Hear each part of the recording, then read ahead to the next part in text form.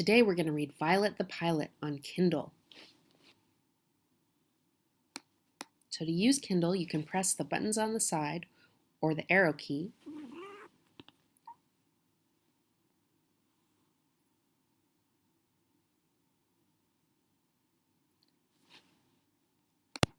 Click the text to make it big. Everyone in town knew that Violet Van Winkle was a little different. For starters, she and her parents lived in an odd-looking house next to the junkyard her father managed, and while other girls were playing with dolls and tea sets, Violet played with monkey wrenches and needle-nose pliers. Just press the spacebar to go to the next line. Violet was a mechanical genius. By the time she was 2, she could fix almost any broken appliance in the house. By 4, she could take apart the grandfather clock and completely reassemble it. Since she didn't have any friends aside from her dog Orville, she would spend hours tinkering with things from the yard. Violet's parents were very proud of her, although they weren't too happy the time she put a lawnmower on her cousin's tricycle.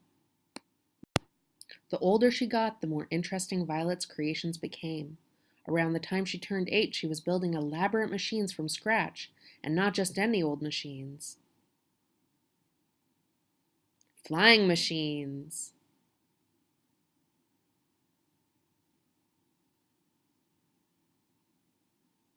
Her parents couldn't believe their eyes when they saw Violet zoom by for the first time.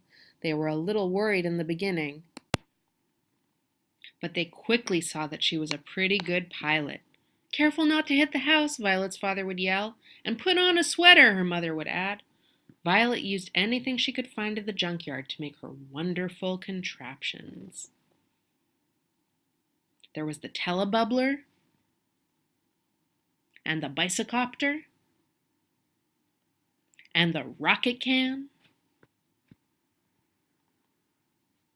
the pogo plane, the slide glider, and the wingamajig, to name a few.